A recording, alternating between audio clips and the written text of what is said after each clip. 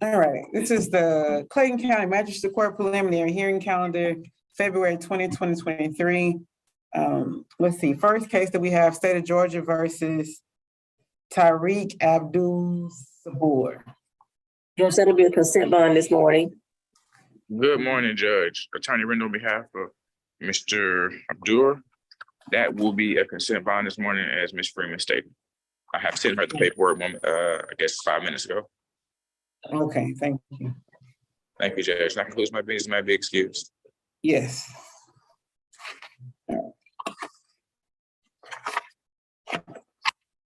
State of Georgia versus Jeremy Jaquez Batty.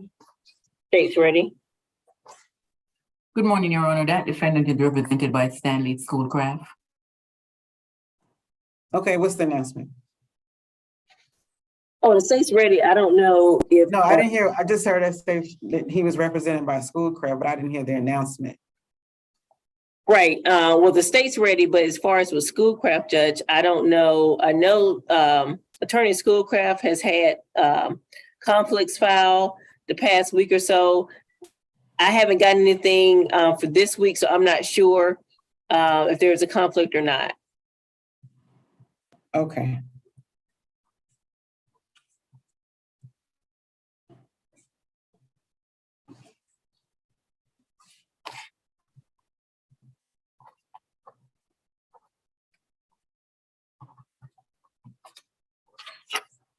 All right, State of Georgia versus J. Neal Bell II. That was a waiver only done previously.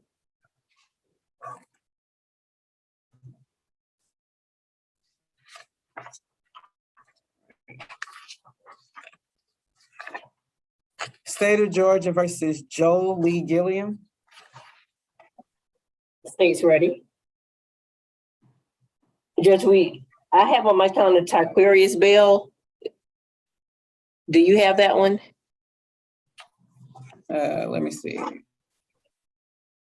Oh yeah, J. Neal Bell did Taquarius Bell. I'll go back to it. What's the announcement on Joe Gilliam? State's ready.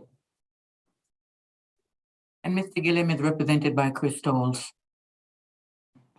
Okay. All right, State of Georgia versus Taquarius Bell. State's ready. And he's also with Mr. Schoolcraft. Okay.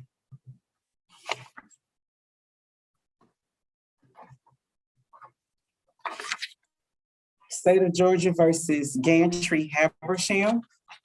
That'll be a fast track this morning.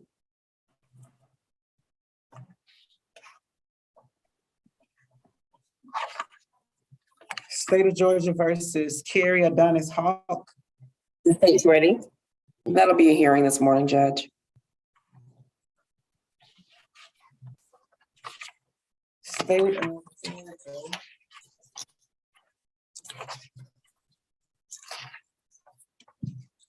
versus Nicholas Trevon Hill. The state's ready. That defendant is represented by Stanley Schoolcraft.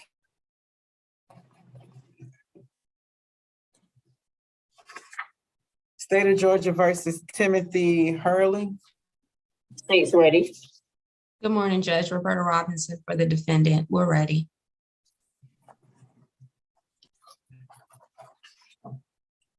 State of Georgia versus Jalik Jenkins. State's ready. Your Honor, that defendant is represented by Olamide Olaloy.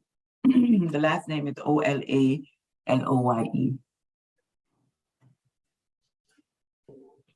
Your Honor, I have him on loan. Oh, okay.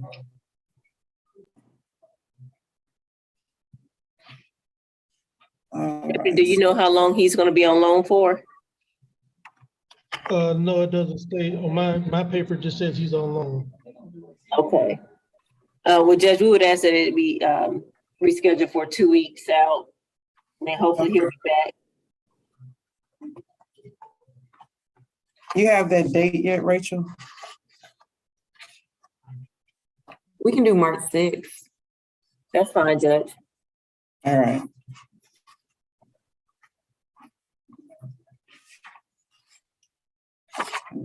There's Jenkins. All right, State of Georgia versus Jalen Malik Malcolm. State's ready. Brandon Lewis is assigned to that case.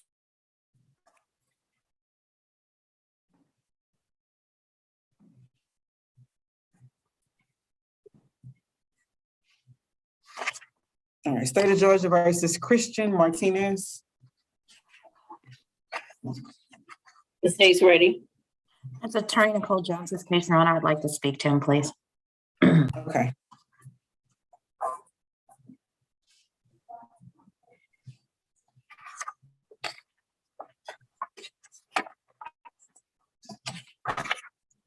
State of Georgia versus Shondarius Roby. State's ready.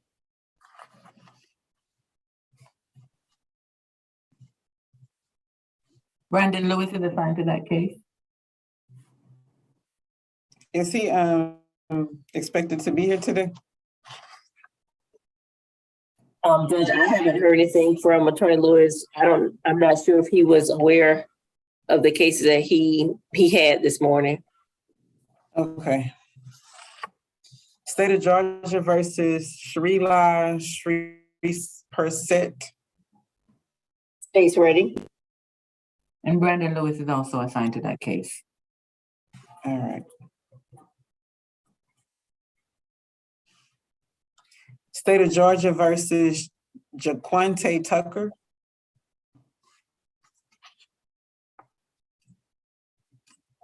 And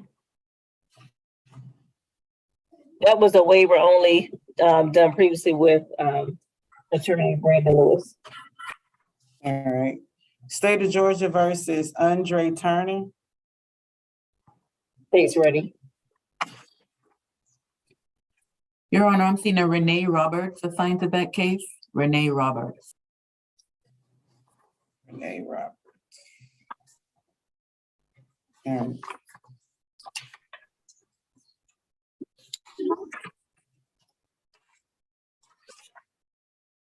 So that's the last case that I have. Do you have anything else, Ms. Freeman? Judge, one case that I had was Jawan Kelly. It was continued previously and was supposed to be on today's calendar. Make it. I don't have Kelly. And Judge, I represent Mr. Kelly. Okay. Rachel, can you check to see which date Mr. Kelly was continued to, since it's not on today's calendar? Right, it was looking at my continuous one, it was continued from January 30th to today. No, I understand what you're saying. I'm sorry. Yeah, I was trying to see what date that whoever put it in. Oh, I'm for. sorry. Okay. Okay, so Yes, Judge. And did you call Cedric Manning? no, I don't have a meeting. It's position 33 on my calendar. I sent an email to the, right, that's the state court, that's the misdemeanor. Okay. Mm-hmm.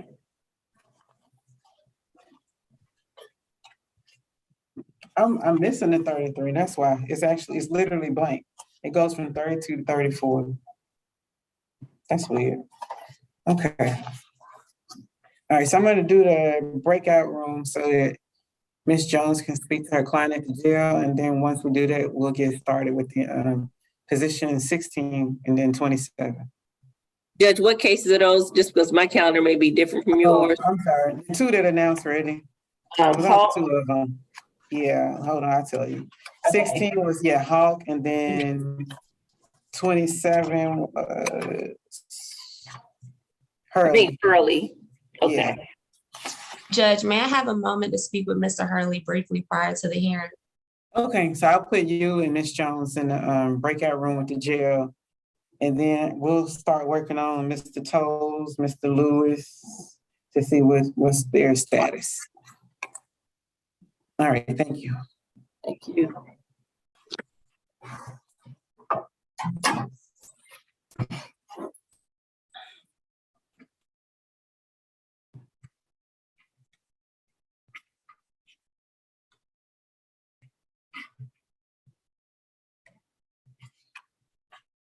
All right, this is the state of Georgia versus Kerry Adonis Hawk. Warrant number 2023 WA 02763, 2023 WA 02765, 2023 WA 02768, 2023 WA 02769, 2023 02770, 2023 WA 2771, 02772, 02773, 02774, and 02775. All parties are present, having announced ready to proceed. The state is represented by Mr. Freeman, and Mr. Hawk is represented by, I'm sorry. Whose case was this? It's fine, Judge. You just said Mr. Freeman. It's okay. All right, represented by the public defender. There we go. All right, Ms. Freeman, you can begin. Thank you, Your Honor. Officer Garcia, would you raise your right hand, please? Do you swear and affirm that the testimony about providing the matter of state of Georgia versus Kerry Hawk will be the truth, the whole truth, and nothing but the truth to help you God? I do. All right, you can lower your hand. Please tell us your name and how you're employed. I'm Officer Garcia, Clayton County Police Department. How long have you worked with the Clayton County Police Department? 5 years. And sir, were you working with the Clayton County Police Department on January 30th for 2023? Yes. On that particular day, were you patrolling the area of around the Atlanta Beach location? Correct. And is the Atlanta Beach, is that in Clayton County? Correct. Okay. And just to make sure we have a good address, is that 2435 Walt Stevens Road in Jonesboro, Georgia? Yes, ma'am. While you were patrolling the area, was there anything that caused you concern? Yes, ma'am. Well, the parks are closed after sunset, so I drive through the area almost every night. And going into the little area in the back by the little pond, I noticed a white vehicle with its lights off. When I got close enough to it, it turned on. It saw me. It turned on its lights. So I turned on my floodlights to see what was going on, and I observed two people in the vehicle. One being Mr. Hawk in the passenger side. The other one was a female driver. I stepped out of the vehicle, and Mr. Hawk did too. But when he stepped out of the vehicle, a jar containing a glass jar fell out of the vehicle. He said he was just leaving. I told him to stand by. He reached back inside to the vehicle, and a container fell out. And from the container, a whole bunch of marijuana fell out onto the ground. While I was radioing in, I told him no, he wasn't going anywhere. He reached back into the car, grabbed the book bag from the passenger seat, and began to run. I chased him. He fell down. His pants fell down, so he stumbled. I was able to get one handcuff on him. And eventually we were tussling around until other units arrived and helped me get him into custody. All right, Officer Garcia, let's go back. The jar that fell out of the car, how do you know that was marijuana? No, the glass jar had pills. Oh, I'm sorry. So okay, the glass jar had pills, and were you able to identify the pills? Not at the very beginning. I was only able to identify the marijuana once it fell out of the container because it's a green leafy substance. Okay. And in your experience as a police officer, with your training and your knowledge, have you had occasion to make arrests regarding marijuana? Correct. And have you had occasion to make that identification that a substance is marijuana? Yes. Was that based on your training and experience? Yes, ma'am. And what you saw on this particular day, did it have the look and consistency and smell of what you know to be marijuana? Yes, ma'am. Were you able to weigh the marijuana? Yes. And what's the weight? I believe it was 11 ounces, if I'm not wrong. But it was over an ounce. Correct. How was it packaged, if you can recall? It was separated in threes. One was in that Lysol container, another one was in a Tupperware container, and a second one was in a I want to say vacuum sealed, but air got into it. No, it was a Ziploc. I'm sorry. And where were all of those packages of marijuana found? The container fell out of the car, and the other two packages were in the black book bag that he grabbed when he ran. The pills that you indicated that you were able to later identify, what did you identify those to be? It came from, there were multiple pills. Some were oxycodone, MDMA, and Viagra, if I remember correctly. Dr. Garcia, how were you able to identify those pills? The MDMA, I was able to use a field test kit, and it was positive for methamphetamines. The other ones I used the pill identifier.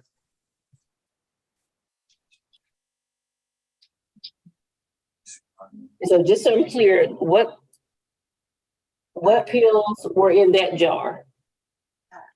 All the pills that I found located were in that jar.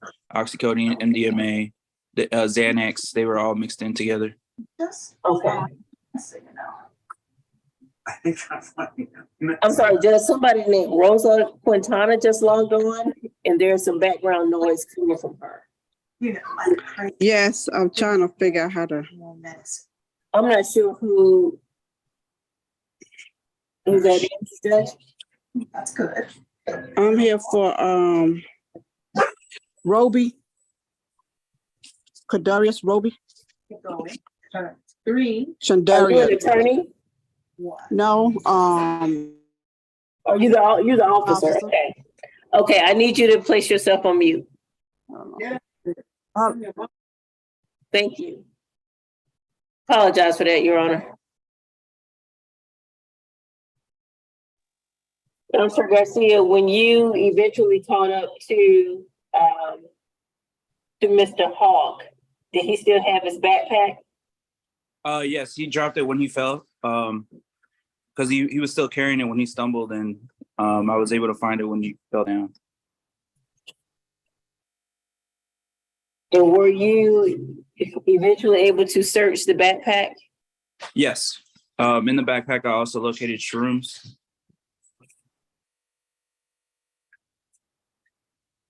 And how were those how were the mushrooms packaged? They were also in a glass jar, and there was one that was individually packed and powdered.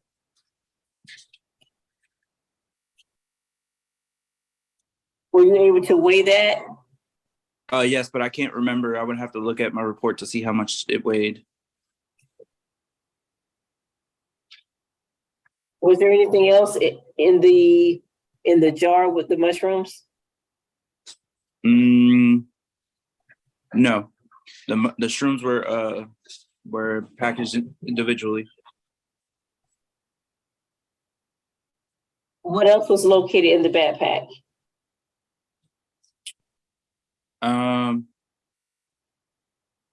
The marijuana, the other half of the marijuana.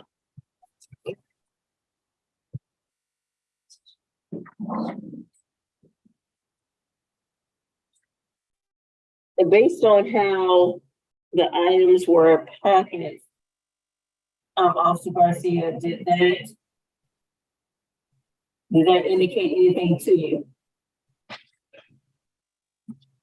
The way they were packaged, I believe that he was there to either sell or distribute, especially in the amount that he had.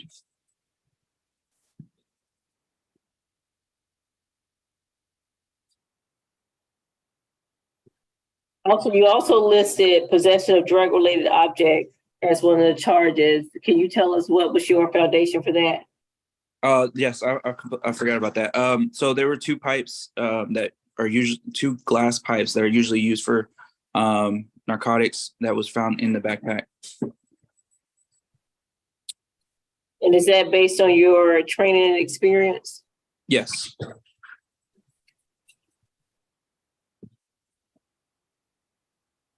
You also charged Mr. Hawk with possession of THC oil. Can you tell us what was the basis for that? We also located edibles inside the backpack.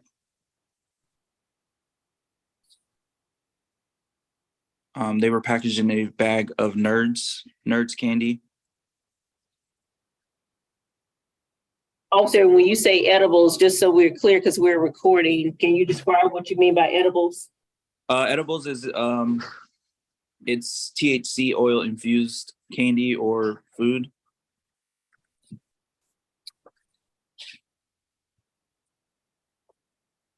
You mentioned earlier in the beginning of your testimony that the beach closed at sunset. Around what time was this on this date? It was around 8 or 9 p.m. And at that time, did Mr. Hogg have permission to be at the beach? No. You talked about a female who was also in the car with Mr. Hogg. Yes, sir. So while I was trying to get him in custody, he kept screaming out to the female to help him. I told the female to stay in the car, but while I was wrestling with Mr. Hawk, the female drove away, and I was unable to apprehend her.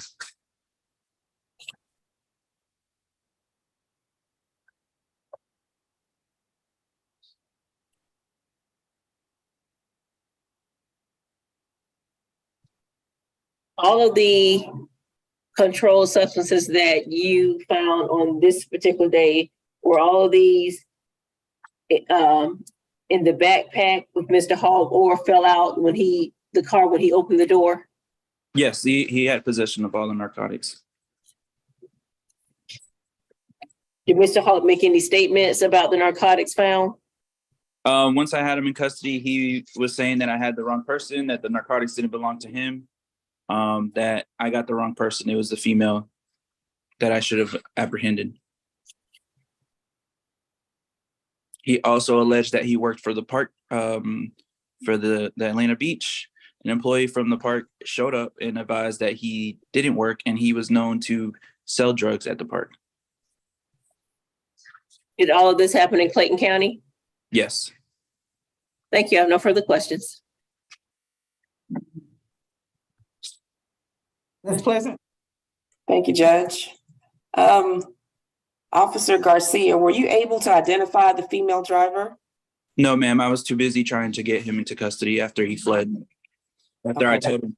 After you got him into custody, were you able to obtain any information with regards to the identity of the driver? No. I tried to ask him who she was. He said he didn't know her, that he had just met her, he was getting a ride home. Then he changed the story that he was just trying to have sex with the female. So no, I wasn't able to. Okay. And what is the name of the employee that you testified you spoke with? I would have to look in my report. I don't know him. But you did the name in the report? Yes. Thank you. That's all I have, Judge. All right, any further questions, Ms. Freeman? No, Your Honor, the state rests. All right, any evidence on behalf of the defendant?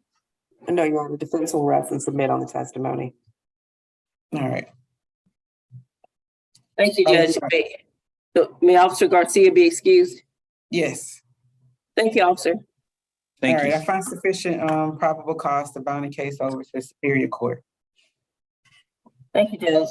All right, you're welcome.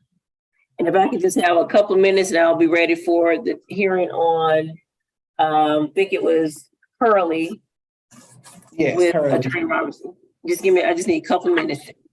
Yeah, and I think somebody wanted to talk to their client. Kelly, did y'all get Kelly over there yet at the jail?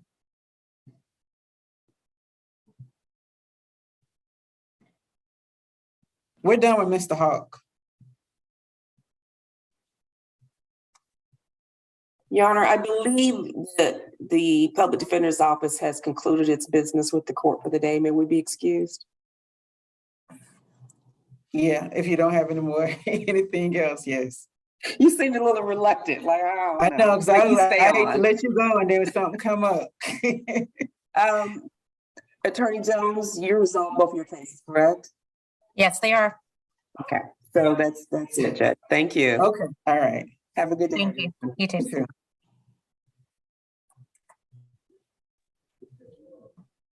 So Ms. Freeman, Your Honor, who's next? We wanted to, Ms. Robinson needs to speak to Mr. Kelly. Did you get him yet? Mr. Kelly. Kelly came up yet? All right, thank you. Hold on. a minute. Okay, we have Kelly here. Okay, so if you could go back to the breakout room so she can speak to Kelly. Yes, ma'am. Thank you. Come on, Kelly.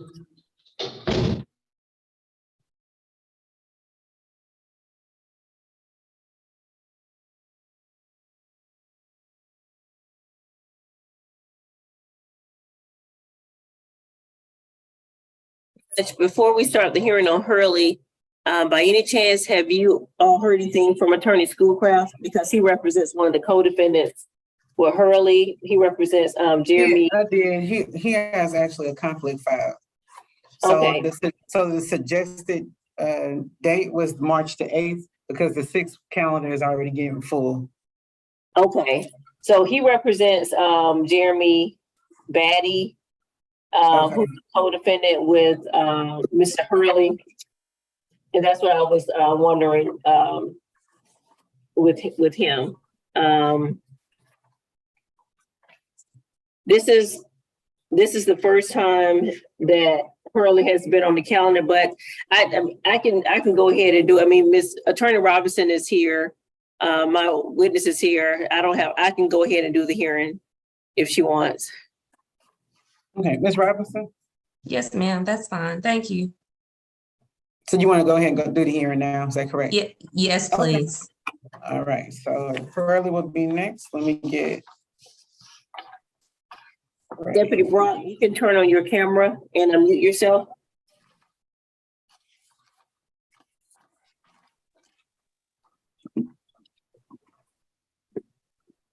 Okay, this is State of Georgia versus Timothy Eric Jarrell Hurley, warrant number 2023 CW 50295. All parties have announced ready. Ms. Freeman is representing the state and Ms. Robinson is representing the defendant. Thank you, Ms. Freeman. Thank you, Your Honor. Deputy Brock, would you raise your right hand, please? Do you swear to affirm that the testimony about to provide in the matter of State of Georgia versus Timothy Hurley will be the truth, the whole truth, and nothing but the truth to help you God? I do. Please tell us your name and how you're employed. I am Lieutenant Brock with the Clayton County Sheriff's Office, and I'm employed Go ahead. Internal Affairs and CID Division. You can lower your hand. And Lieutenant, how long have you worked with the Clayton County Sheriff's Office? Since March of 2021. Lieutenant, were you working with the Clayton County Sheriff's Office on January 17th of 2023? Yes, ma'am. And on that particular day, I guess, did you happen to investigate an assault involving the inmates in the jail? Yes, ma'am, I did. And what housing unit was this? This was housing unit 8, section 3. If you can, from your investigation, tell us what you learned that happened on that date and in that housing unit. Yes, ma'am. This was an incident that occurred on January 17th of 2023 at approximately 7 p.m. I was notified by Major Talbert. She's the major over the Internal Affairs and CID Division. She notified me that a victim by the name of Sir Paul Watts had been stabbed several times. And at that time, we went to the location, which is here at the jail, to conduct an investigation.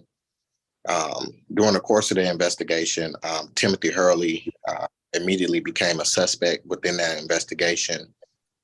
But he did invoke his rights to not speak to the police.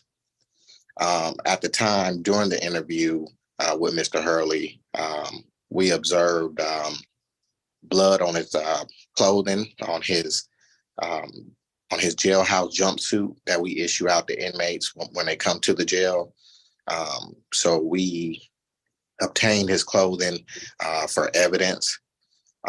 We also noticed that he had blood located in several different areas on his body.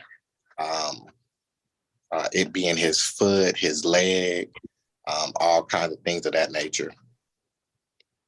And Lieutenant, you stated that Timothy Hurley became a suspect immediately. What brought Mr. Hurley to you all's attention? So what brought Mr. Hurley to our attention is that we obtained video surveillance from the jail. And once we obtained video surveillance from the jail, we identified Timothy Hurley along with several other individuals who were involved in the crime. And upon watching that video, Mr. Hurley was inside of the room during the stabbing.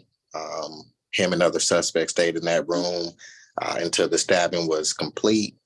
And once they exit out of the room, they began to hide evidence, attempted to take showers, switch jumpsuit clothing, just a number of different things after the crime was committed. But he was on video entering into the victim's cell at the time of the incident. Lieutenant, was any of the actual stabbing caught on video? Not the actual stabbing itself, because once you go inside of the cell, you can no longer see inside of the actual cell. You only can see when a person enter in and then when a person enter out of the cell. So it's no camera inside of the actual cell. Were you able to determine what weapon was used to stab Mr. Watts? We didn't, I believe we recovered, and I have to go back and check, but I believe we recovered some weapons. But there were multiple weapons used by multiple suspects. So we couldn't determine which actual weapon Mr. Hurley used. But they were like homemade shanks, that they made into like a knife or a metal object.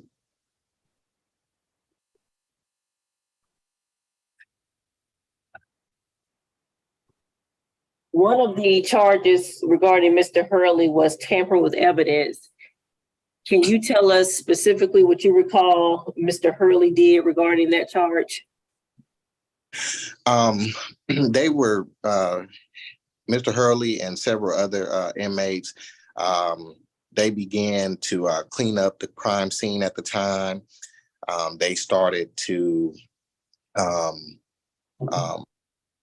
during the process, they started cleaning up, using mop buckets, just tampering with the crime scene itself by trying to hide and conceal the crime. Were those actions caught on the video? Yes, ma'am. So on the video, Lieutenant, are you able to see Mr. Hurley trying to clean up the area? Now on the video,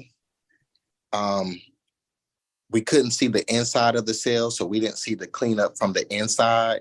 We only seen the cleanup from the outside. So I didn't see Mr. Hurley on the outside, but other suspects on the outside were attempted to actually clean up on the outside. But what they were doing was they were bringing the materials inside of the cell, like the mop bucket, along with towels and stuff like that, to try to clean up in the inside. So we couldn't see what was going on inside of the cell. We only was able to see what was going on the outside of the cell.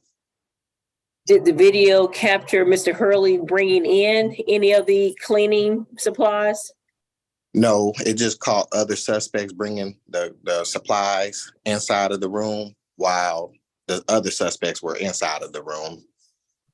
Just so I'm clear, so when the attack happened, Mr. Hurley stayed in that cell? He never came out?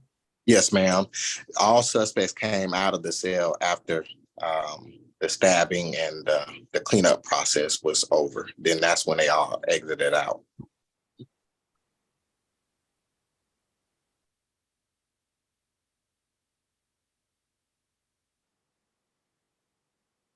Were you able to get a statement from the victim, Mr. Watts, about what happened? I was able to get a brief statement from him, just due to the fact that he was transported to Grady Medical Center for his injury, so he was a little bit bad off. But I was able to get a brief statement from him. In that brief statement, was he able to identify any of the inmates? He wasn't able to identify the inmates at that time. But he just made the statement to me that they stabbed me.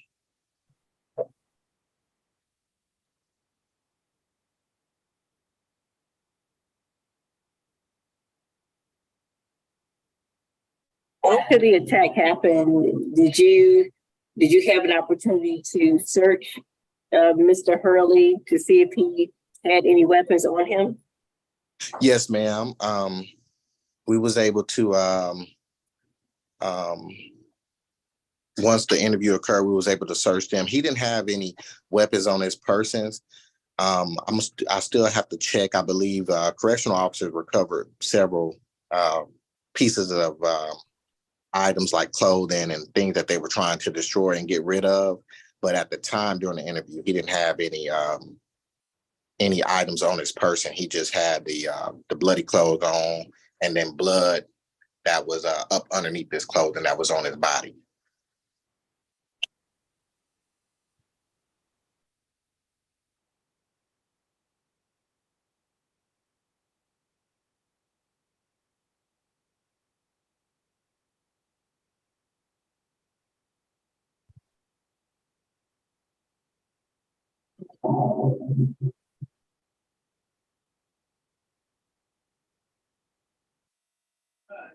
Did all of this happen in Clayton County? Yes, ma'am. Thank you. I have no further questions. Robinson? Yes, ma'am. Mr. Rock, were you able to interview any other person that was involved in this?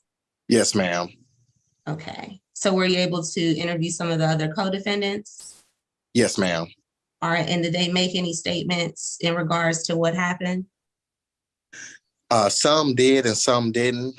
If I could recall, I think it was maybe possible 11 people to 13 people we interviewed, and some people did make statements and some people did not. All right. And did you seek out arrest warrants for all of the 11 other people? Yes, ma'am. All right. And did you have an opportunity to review any video footage prior to the video footage from the cell or the dorm? Yes, ma'am. All right. And do you plan on saving that video and making it a part of your case file? Yes, ma'am. All right. And the video leading up to the cell, did it show anything specifically? Not specifically. No, normally, it shows some of them just either inside of their cells or inside of the dorm room. And during the video evidence, at some point, a few of the suspects attempted to cover up the camera, and they attempted to cover up the camera before the stabbing occurred. All right. Did any of the video that you watched show the alleged victim engaging in an attack first? Not in before. You actually talking about before the attack? Mm-hmm. No, not initially. I'll have to go back and look at the video to see exactly where he was and what he was doing. But they eventually was either inside of the cell or just hanging out in the day room initially until they knew the camera was covered up. And then once they covered the camera, that's when all those suspects, including Mr. Hurley, entered into the victim's cell. All right. Now, your testimony earlier was that Mr. Hurley's, I guess his dorm was searched and no weapons were recovered. I would have to go back. I know we recovered several items, but I have to go back and look at all the items that were actually recovered. But when we interviewed him, he did not have anything on his person at the time I conducted the interview. All right. So at the time of this preliminary hearing, you can't say with specificity if any items were recovered from his dorm room, correct? That's correct. All right. And you testified a little bit about cleaning up. Just want to make sure I'm clear. Your testimony was that you did not see Mr. Hurley bringing in the mop buckets or cleaning up. Did I understand that correctly? Yes, that's correct. They were inside of the cell, so there was no cameras inside of the cell, the actual cell itself. But other suspects that were involved brought cleaning products to that cell. And once the cleaning products got into that cell, they were attempting to clean the cell while the suspects were still in there.